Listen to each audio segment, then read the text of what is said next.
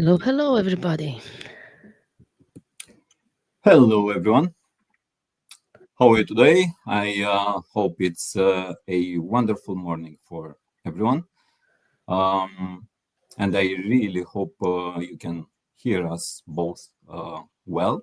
And that would be amazing if you can comment and to mention if you can hear, see us. It will be helpful. Okay, so what's today about and why are you here? So Nadia? I think that's a good question because communication is part of our life, right? And negotiation as well. And I- yeah, today we're going to speak about this part. Indeed, indeed.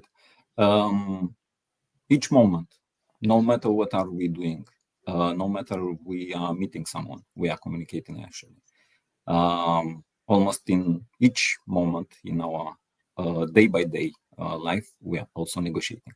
So it's present almost in every single moment of our single moment of our lives or our daily basis. Goodies. Let's dig in. Let's start.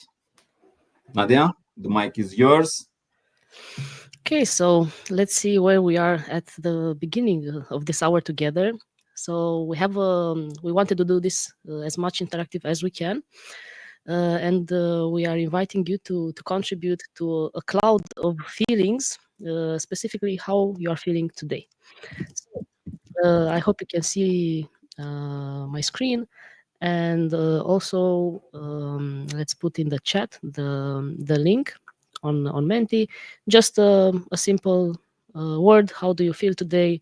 Or maybe two words if you want. Let's get a glimpse of what's the What's state, the mood? the mood. What? Exactly. That was the Yeah, what is that your was the stage right now? that was the word I was looking for. Thank you very much, Andre. Okay, so let's see. You have two options. Either you scan the QR code and it will redirect to the Menti. Either you enter the menti.com and use that specific code you can see on the screen.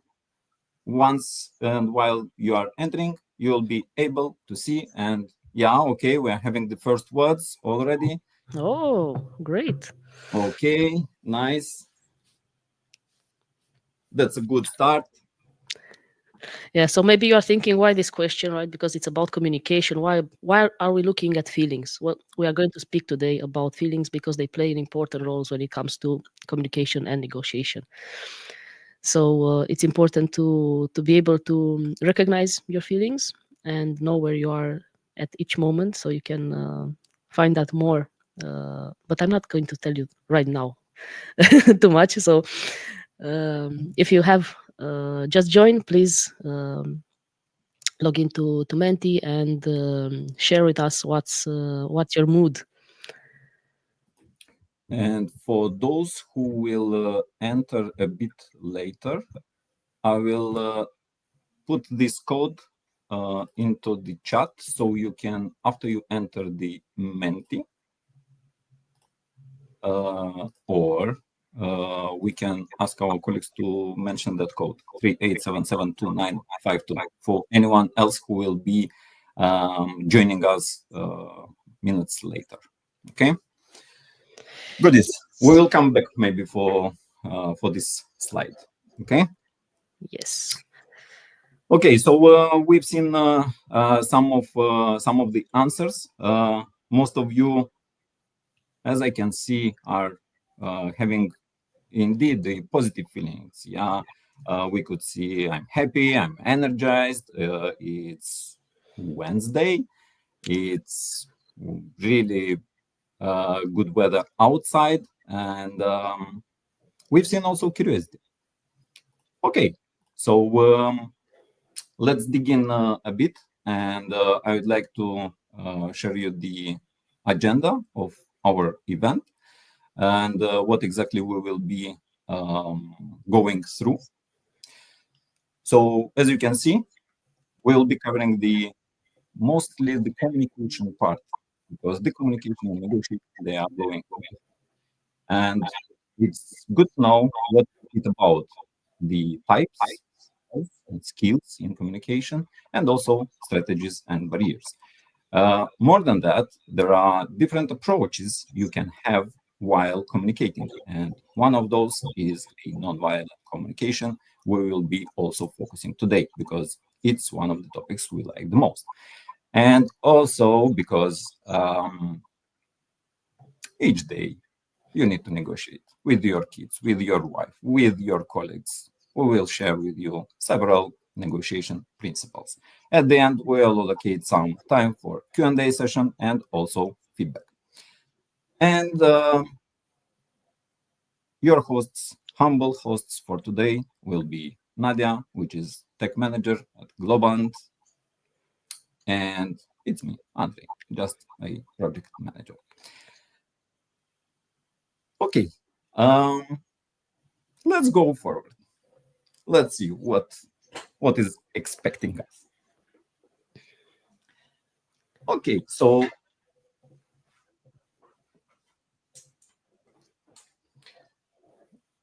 what is actually communication? Yeah, let's see. And let's see what you think is communication.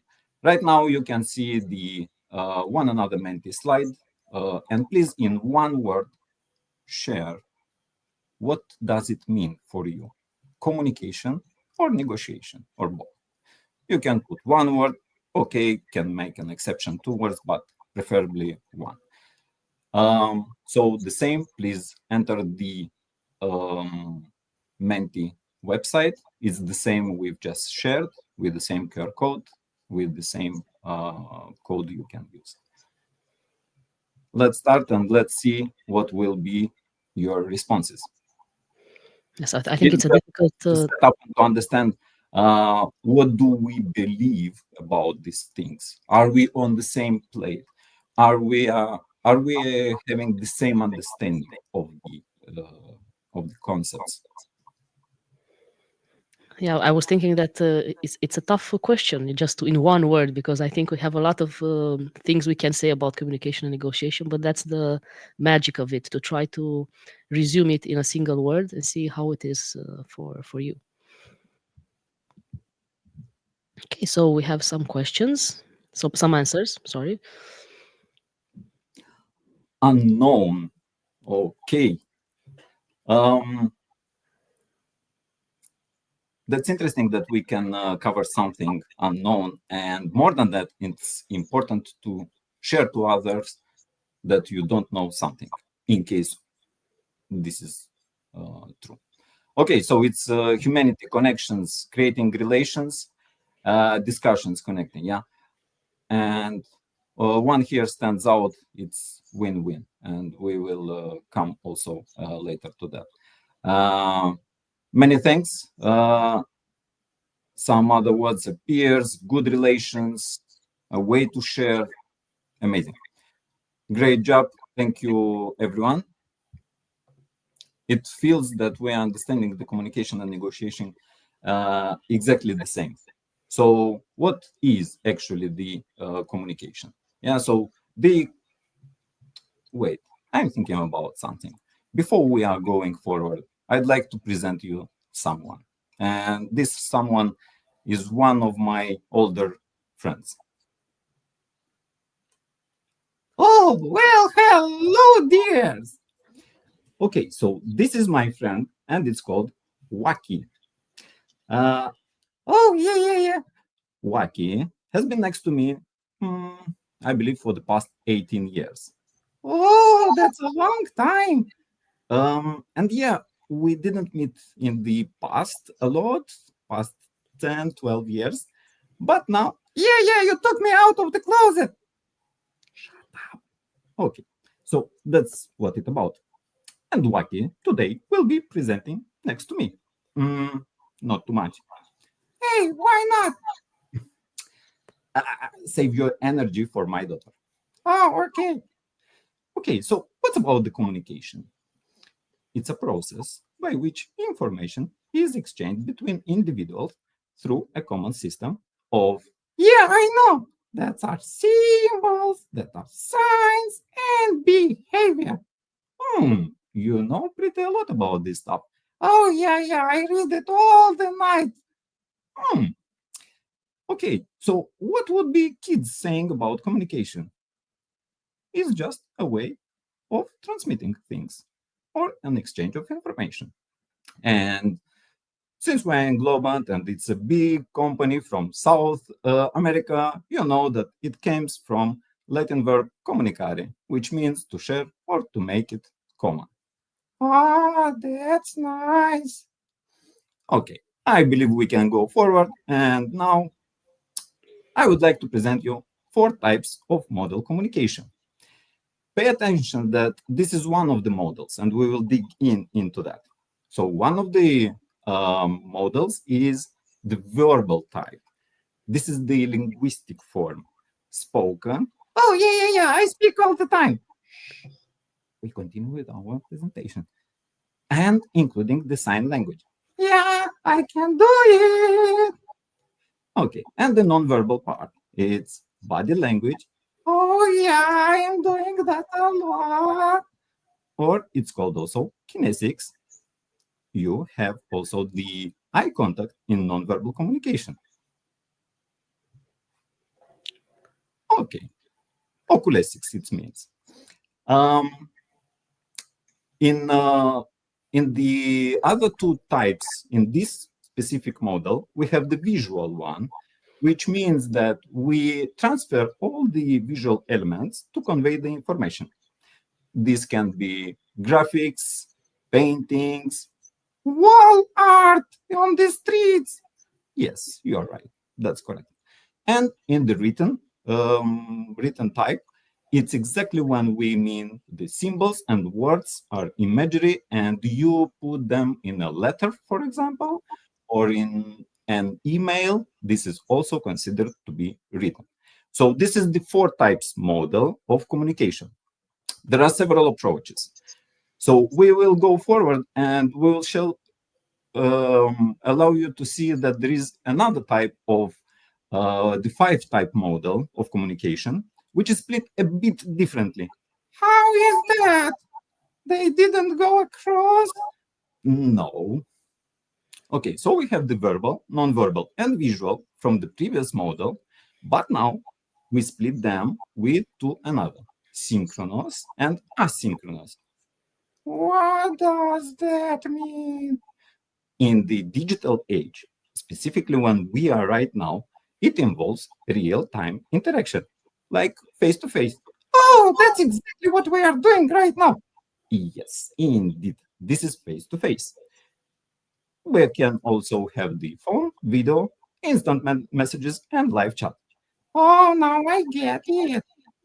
In the asynchronous mode, you can involve all the information which is delayed. So emails, recorded videos, and so on.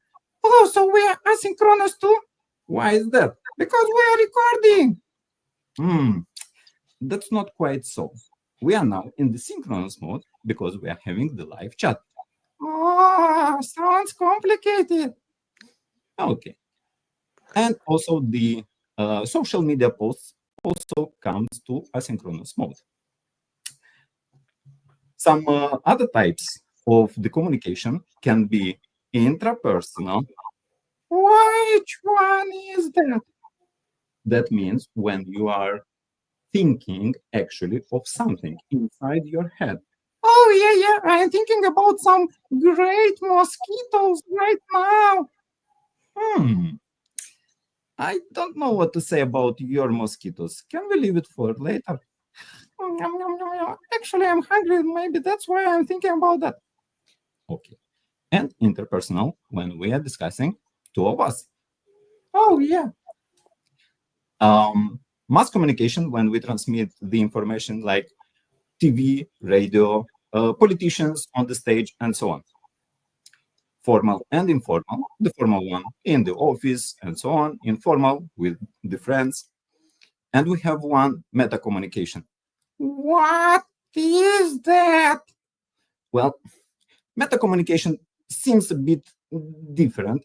Meta communication is the subtext which changes the actual context of the previous said words.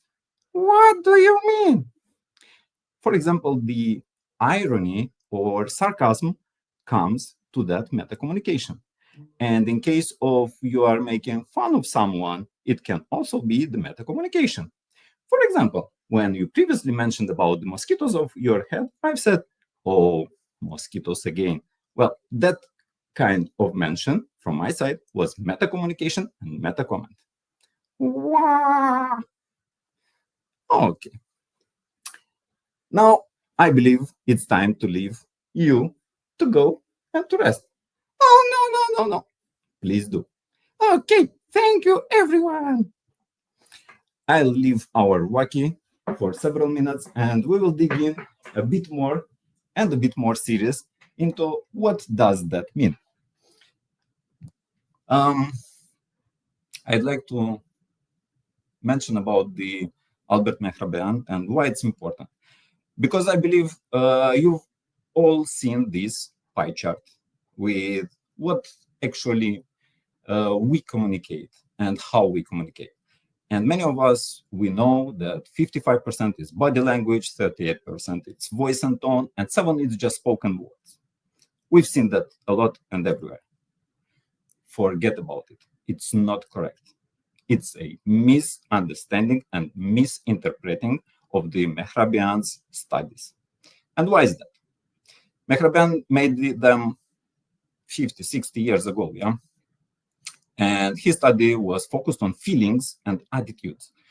And the answer to questions was only like and dislike. So I like something or I dislike something. And for example, the one of the studies was put a word, put a tone of voice. What is the proportion? What affects us? What is the impression which lasts longer? The first word we hear or the tone of voice?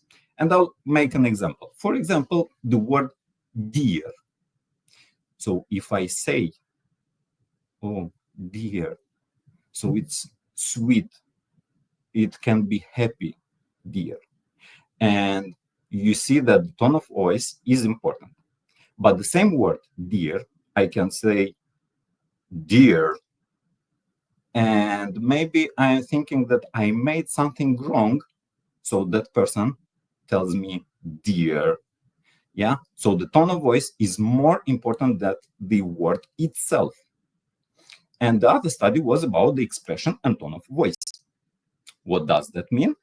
It was the same. So you can be, for example, angry, yeah, with angry face and so on, and you are saying, yeah, I'm happy. So the facial expression in this case, you can see that is more important because it's transmitting different information that I'm really angry. No matter the words are, I'm happy. And combine that, we have the numbers. But in our digital era, actually, you can imagine that going online and having an online meeting with our colleagues, they can enter with their cameras off. So what remains us? It's only voice and words. So the proportion will be really different. We don't have body language at all. We can have the intonation, the phrasing, and so on, the pauses. Okay, but we don't have any other body language clues. So that's why it's a misunderstanding of this specific pie chart. Okay. The four styles of communication, and most probably you've heard about them, so I'll be just going through pretty fast here. Passive, aggressive, passive-aggressive, and assertive. The passive ones, you can understand, it's someone who is holding back, who is self-denying, he's blaming himself on many situations, he's staying low profile, doesn't ask questions, he's agreeing to everything else, and so on. And you can find them by saying something like, okay, we'll do whatever you want. Pick any food you would like. I'll go whatever the team decides. I'll put any estimation on that. Yeah. The aggressive, it's exactly opposite. So it's attacking, blaming, and so on, controlling, directing, and so on. You have some examples here. Passive aggressive borrows both of the passive and aggressive styles. They are blaming at the end. Even they are taking the passive attitude at the beginning, they become aggressive at the end. And what I would like to propose you is to start becoming more assertive. Assertive means to understand others, to understand your own feelings, emotions, and to try to find solutions. And because the feedback is direct, it's expressive, it's confident, it's empathic. Okay, so right now we are having an idea in our head, for example, in case of we want to transmit something, and after that we are transmitting the message itself. Yeah, in our head, the most important thing is to understand what exactly you want to say, because if it's not clear for you, you will not be able to transmit the message forward. So no matter the topic is technical, it's business, it's chemistry, biology, and so on, try to explain what you have to say as you are speaking to a 5-year-old kid. If you can do that, that you can understand everyone else. And also try to have a self-awareness of your personal emotions. Because even you want to transmit something, maybe you are too happy or too angry. And try to be self-aware how you transmit that message. And when message actually reached and it's delivered to the recipient, yeah, you want to be able to see that the message actually is there. How you can ensure that you are transmitting the right message? In this specific case, you can record yourself. This way, you will be able to see how you look, how you speak, what is the sound of your own voice, how you make pauses, and so on. And also, what I'll be suggesting is to create a story behind your words. So the same way I did with Waki, and I bring him here, it was a small story. And that's what I try to make. Okay. Now, some effective skills. Most probably you know that this is the active listening. You should be there, you should be focusing, you should understand, you should communicate with the other person, and so on. And some of these techniques, they are paraphrasing, so trying to say with your own words what you understood. Non-verbal cues, the person is transmitting, and to understand how the body language actually speaks, and if all of the body language signs are congruent with what you are speaking. And of course, avoid interruptions. So wait till that person finishes something to say. Of course, the empathy is another important thing. Empathy is being aware not only of your own emotions, but to understand the others, to know how to approach them, to know how to translate those, to, to see how it feels.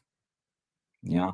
And some of these techniques is perspective taking. So try to be in the other person's shoes and you will be able to see that. Yeah. And for the validation, you just ask, is that actually what you are feeling? Okay.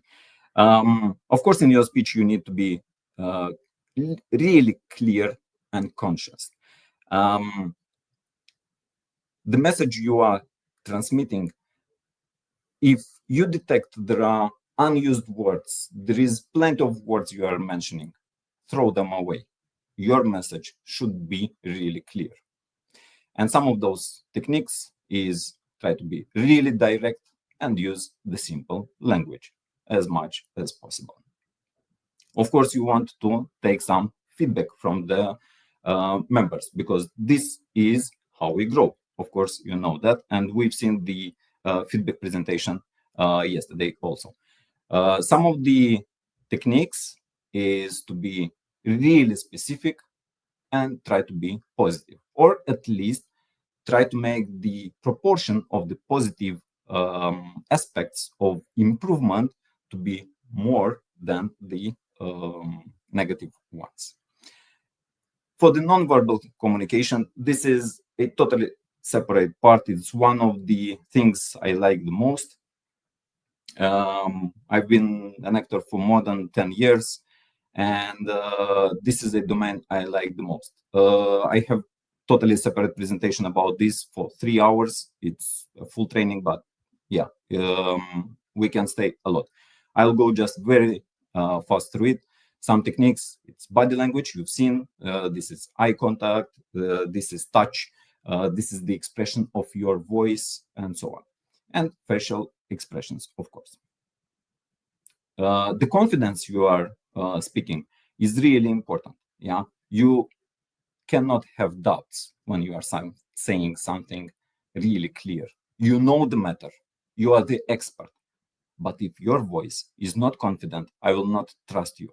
I will not believe you, and I will not go with you along the way.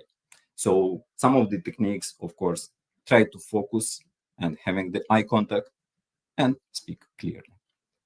The adaptability is for everything which is around us to try to stay in any environment, no matter how it changes, especially in our digital and technical era, especially in the fact that after COVID everything changed, especially that we are working with a lot of cross-cultural teams around the world. Yeah, and some of the techniques you need to know the audience and to be flexible.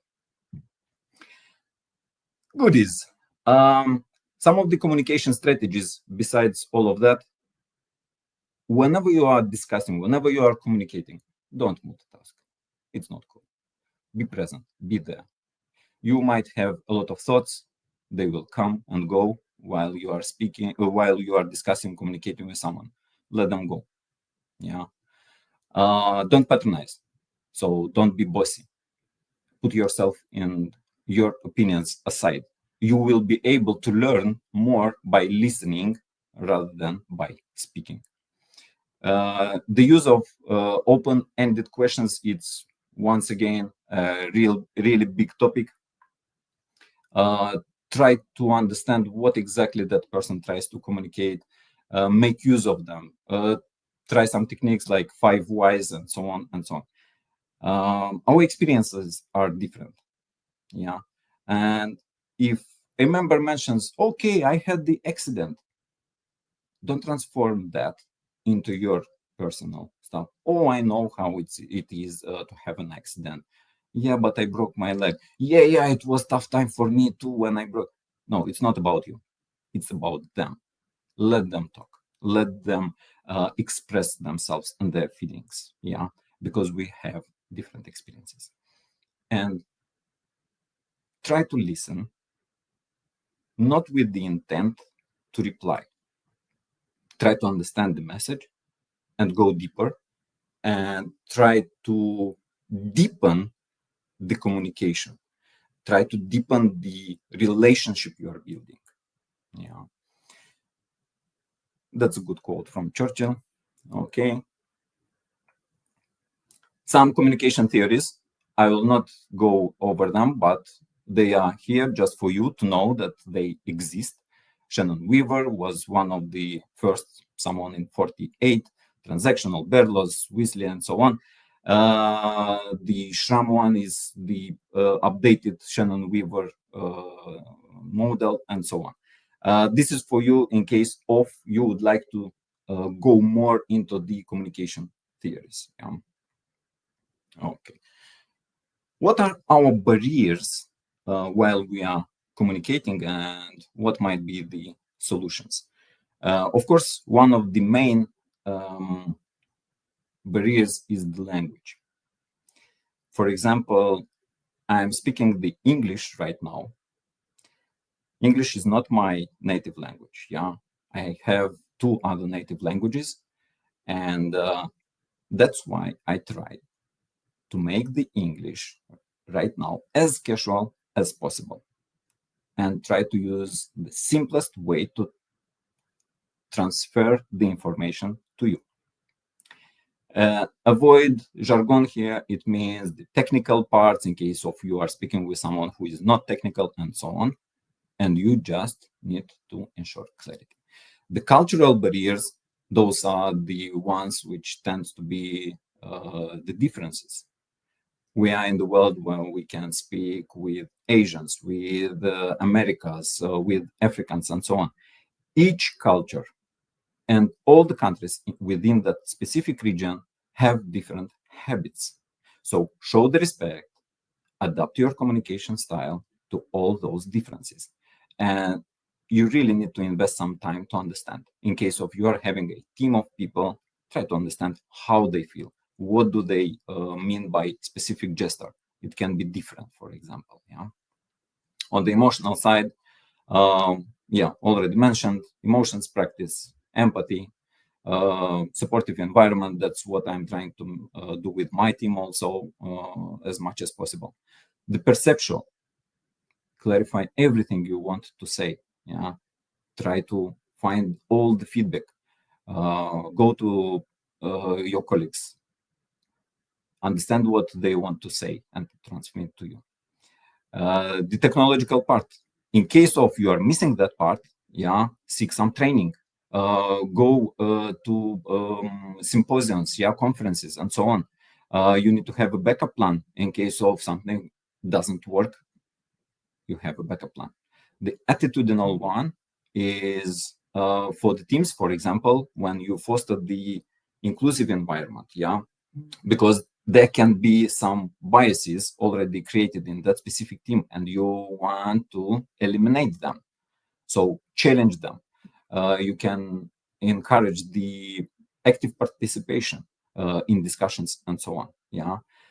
The organizational one, it's in between the companies, for example, or state governments and stuff like that. You want to establish the clear communication channels. And that can be done also in the teams, yeah, because you want to know how you will communicate or the results of one-on-ones or the feedback and so on, evaluations. Goodies. Now, since we go through that, the cross-cultural part, and it's more pregnant right now in nowadays, already mentioned. You've seen the language differences. They are the most important here. Yeah. For example, in Italy, there is more than 50 dialects. Yeah. And there are moments when someone from the south doesn't understand someone from the north, and so on and so on. So try to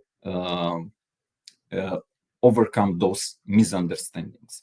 The cultural norms, it's about how we having different habits, different values. Maybe the time is different for me rather than for someone from Spain or from Argentina.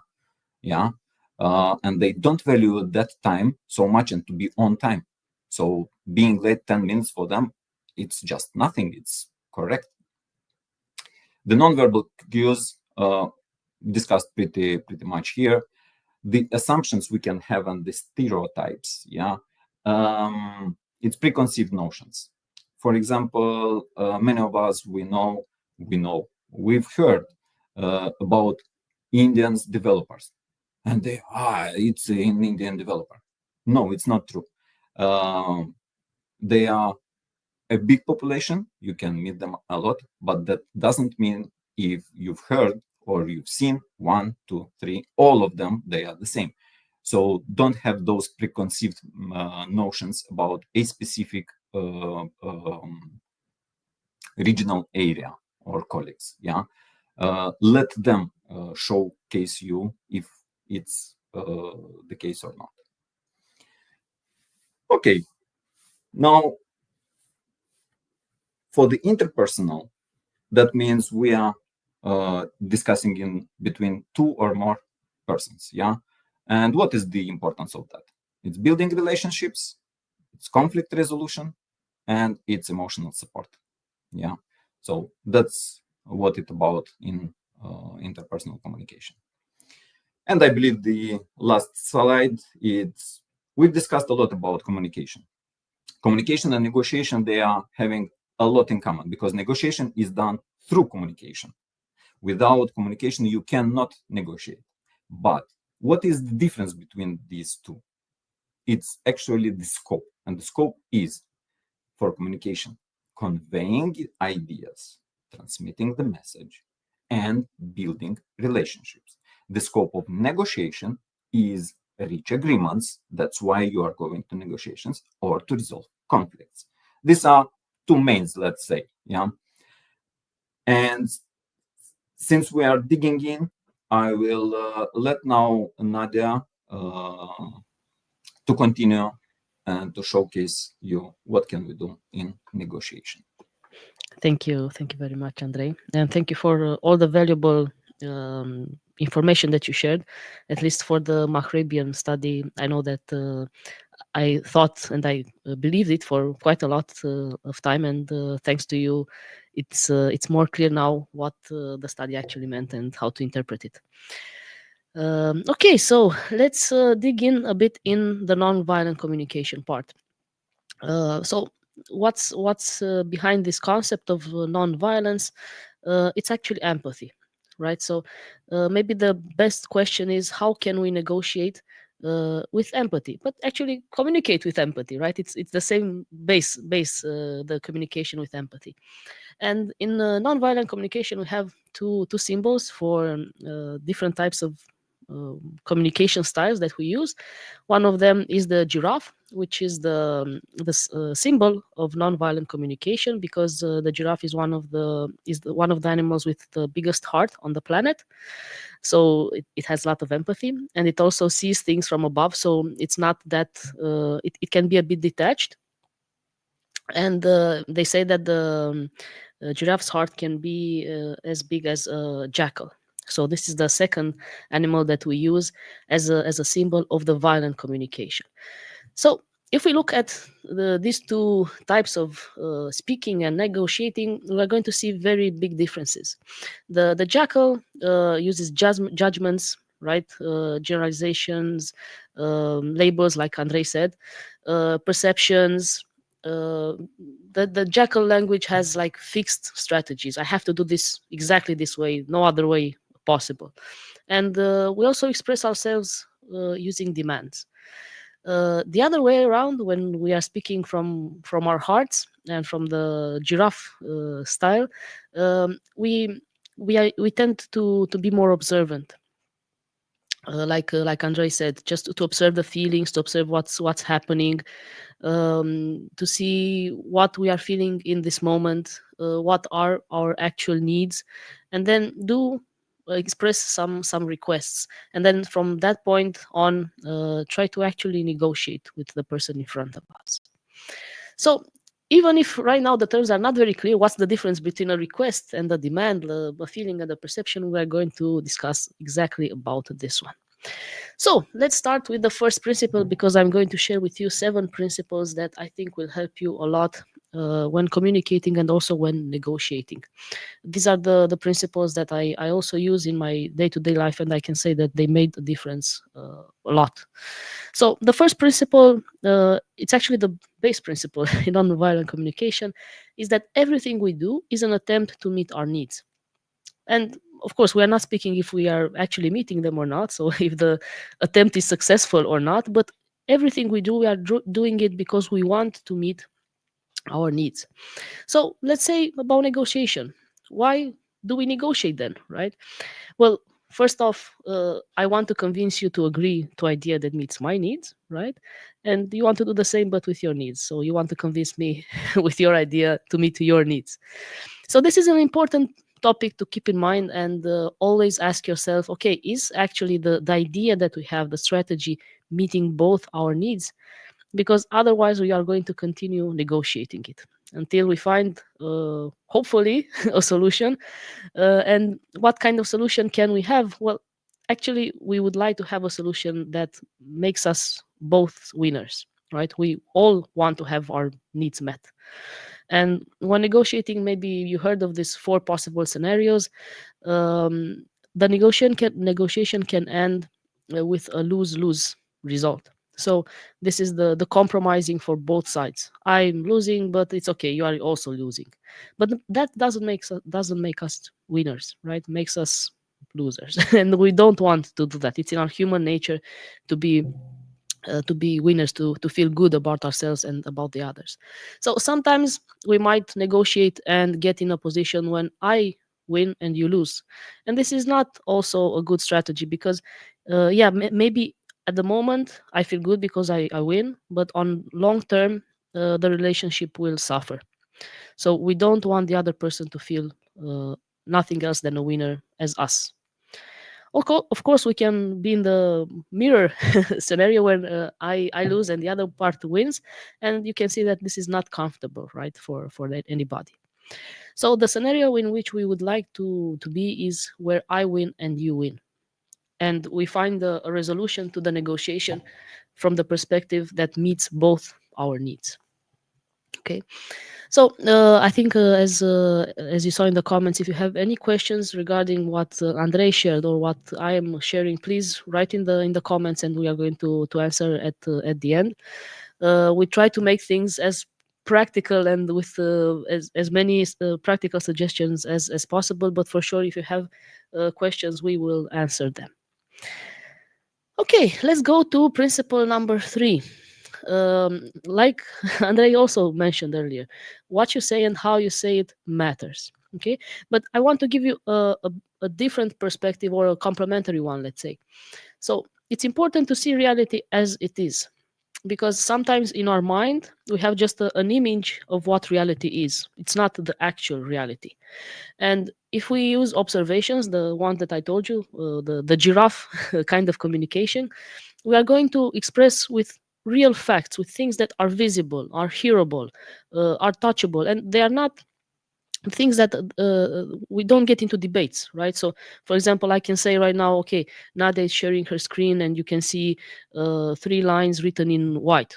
You can see that, right? I mean, it's obvious, it's there, we don't disagree with it. And these are the observations, they are just facts that are, we don't have personal interpretations. On the other side, we can express ourselves and express the reality in perceptions, in judgments, in comparisons. So this is the jackal like communication style, when we say this is bad, this is good, the other person is better than you, we should have done this in a different way. So as I said previously, we all want to be winners, right? So when we use judgments or perceptions, we kind of hint to the other person that you are not okay.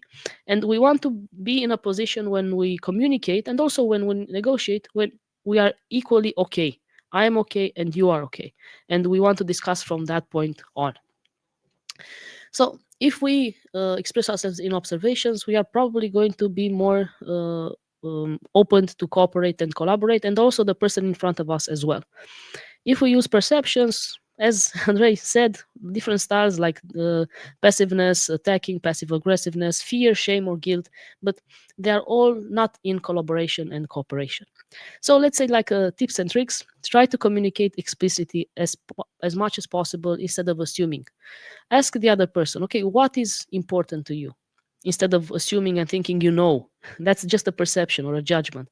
And also share with the other person what is important to yourself. So they know, they don't have to assume or think for you, right?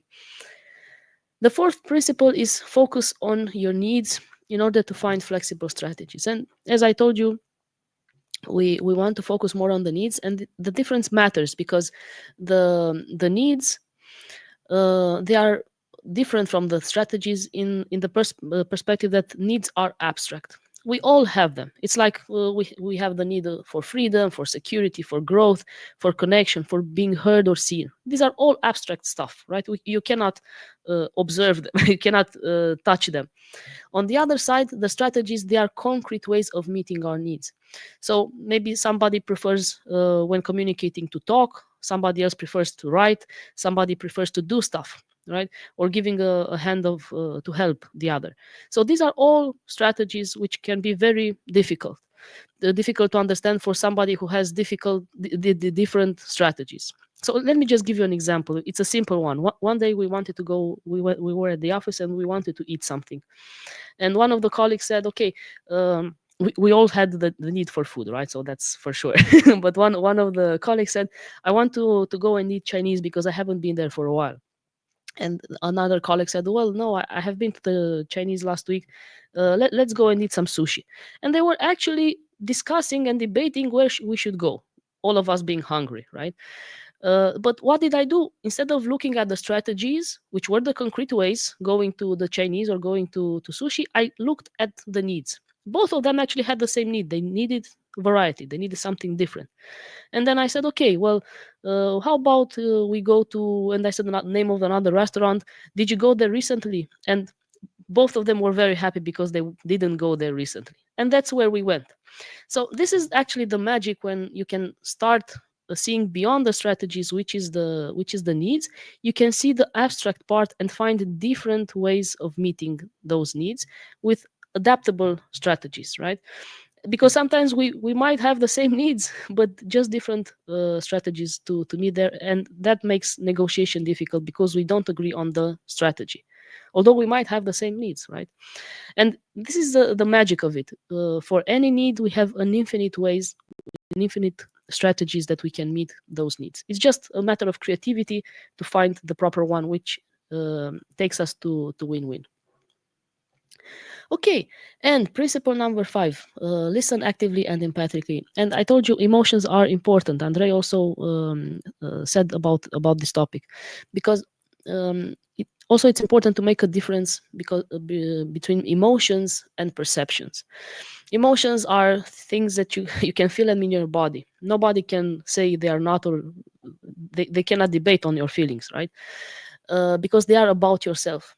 But perceptions, they might sound like an emotion because we usually use the verb I feel that, or I feel like, but they are not emotions. They are thoughts. They are usually thoughts about the other person, right? So I say, I feel that you didn't listen to me.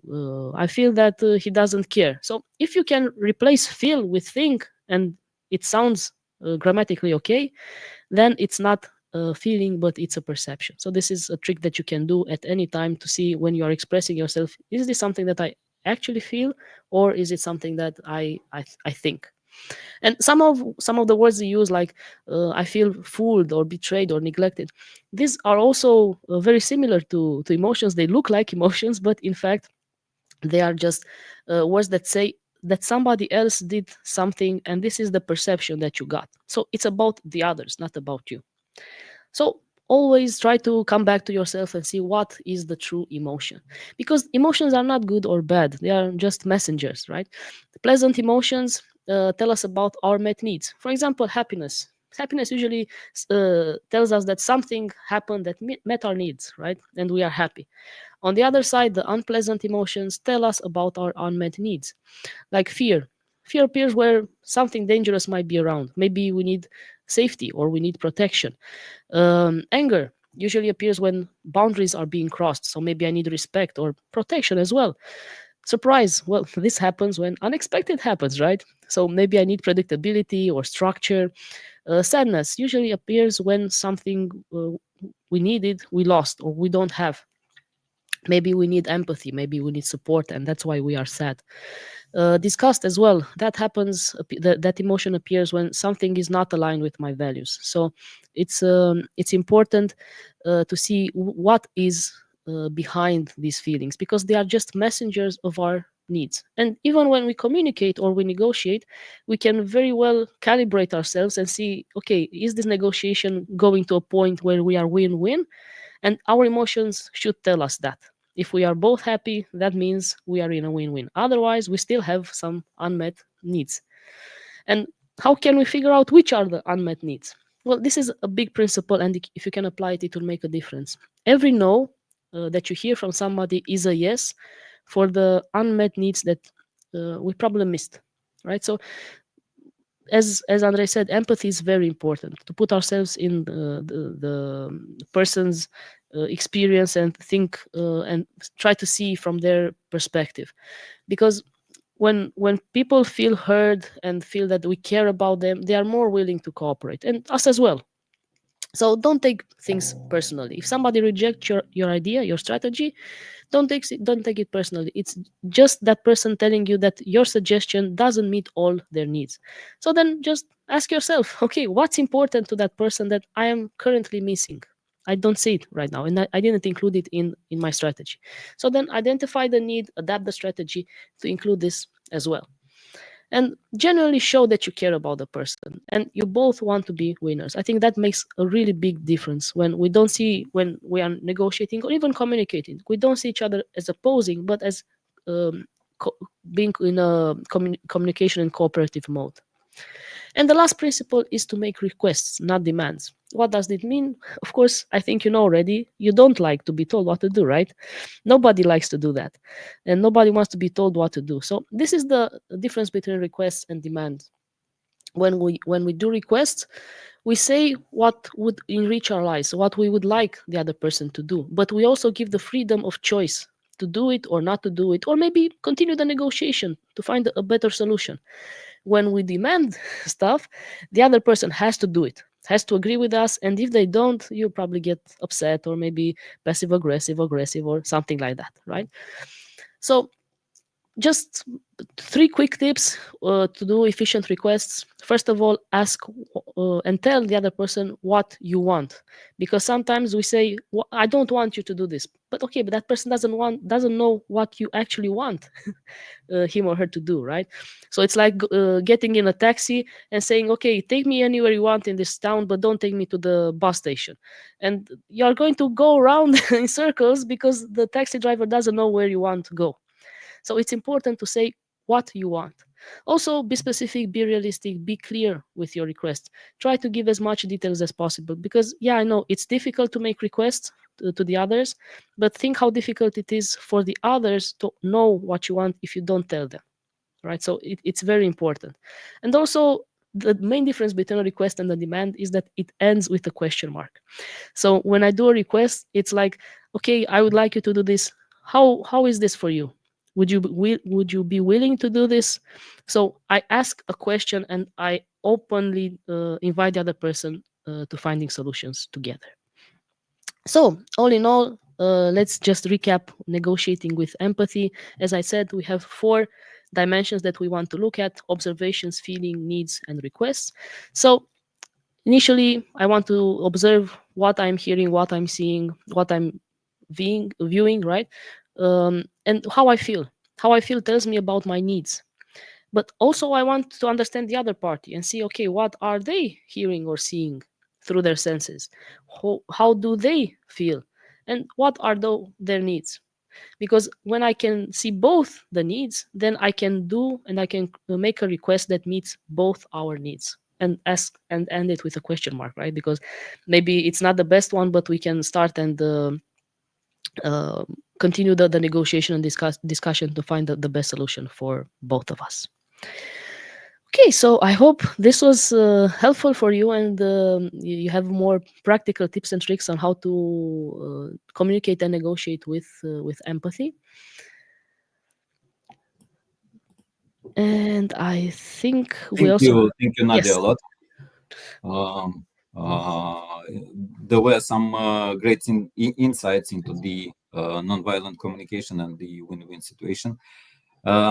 Indeed, there is the last question in the chat. Most probably, it's dedicated for you. If you can take it. yes. So, how can I better differentiate emotions from perception? Is it wrong not to know the difference? Well, it's not wrong, but it's helpful to know the difference. So you can differentiate between emotions and perceptions by asking yourself, is it about me and only about me? Can I feel it in my body? So, for example, I can say I'm sad, right? Sadness is something about myself. But if I say you fooled me, it's not about myself. It's not only about myself, but it's about the other as well, right? So this is a simple way that you can differentiate between emotions and perception. Ask yourself, is it only about me or is it about the other person? Usually it's mostly about the other person. I would like to take the question from Nikki. He asks if sometimes you are not aware of how your style of communication is perceived. You might think that you are being assertive, so a cool way of communication, while you are not, or not completely. Any tips on that? Bear in mind, in ourselves, we are having all four communication styles, and passive aggressive and assertive. All of them, they are present, but in different proportions. So most probably you are having one of them as dominant. The other ones are dormant, and you can exceed them if you practice more. Okay, now coming back to the question. So how can we find that? There are two ways. And first is the direct one.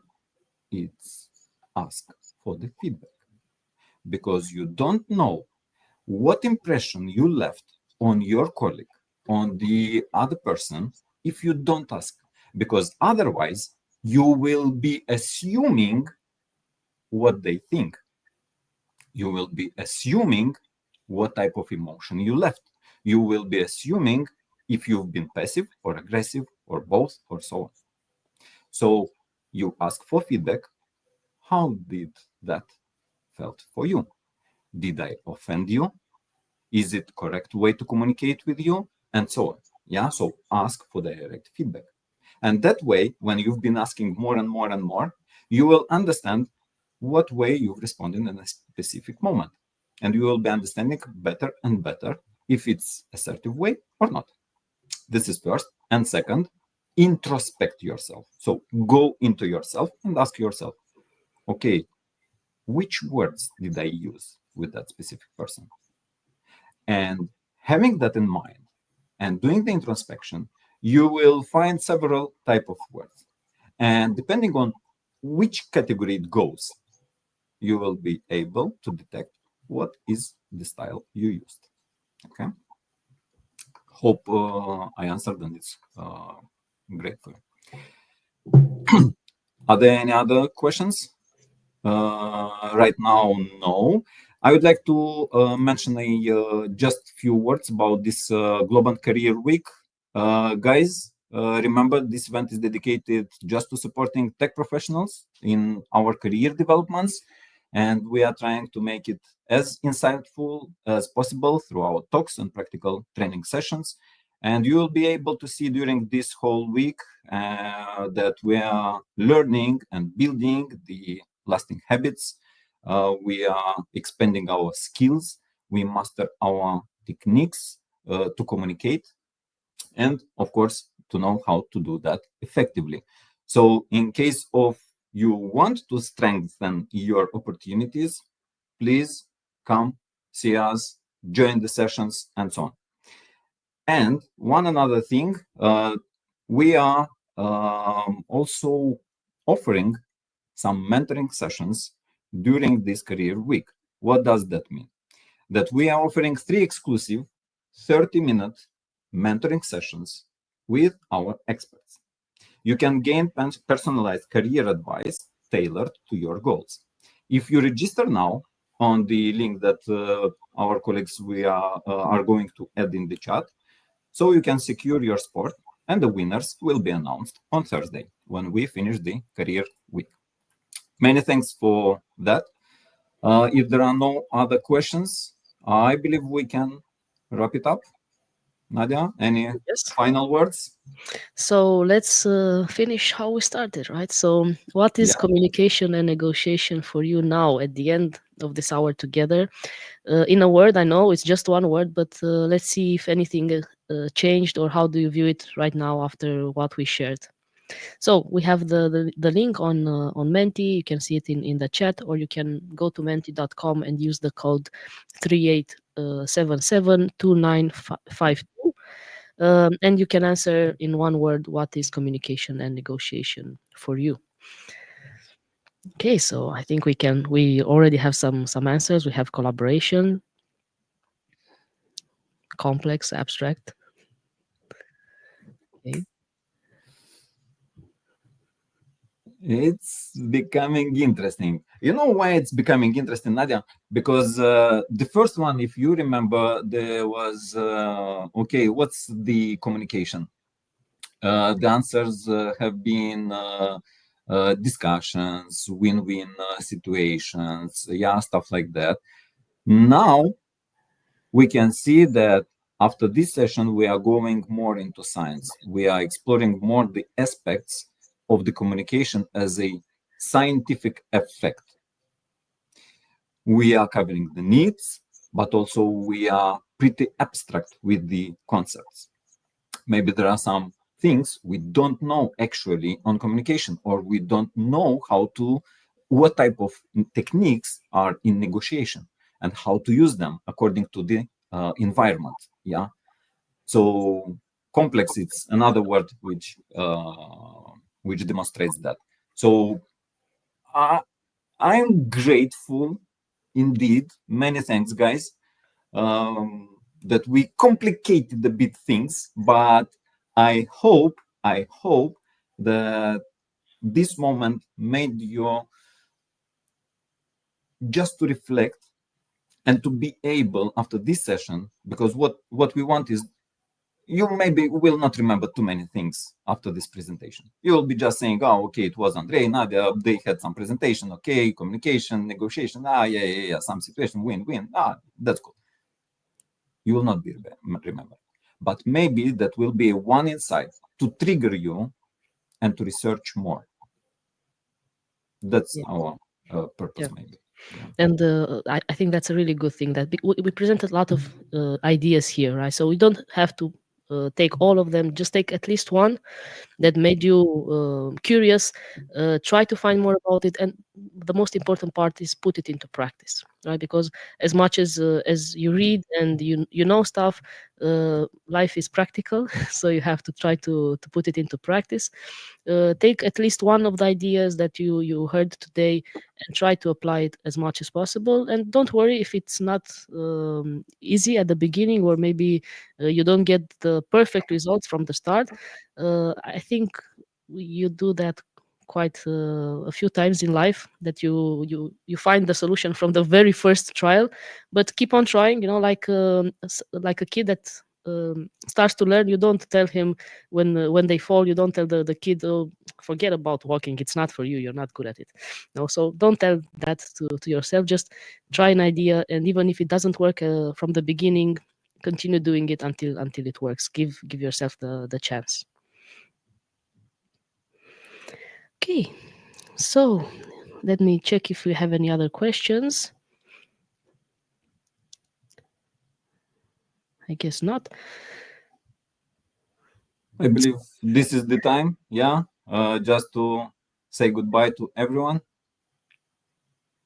Yes, and Hope you thank you enjoyed for. it. Most probably this presentation will be shared to you by our colleagues. If you want it, it's yeah, shareable totally.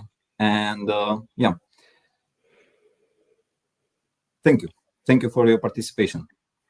Thank you very much, everybody. Thank you. Oh, see you next time, folks. Yeah, thank you, Waki, also for being part of our presentation. Yes. Thank you, Aki. Bye bye.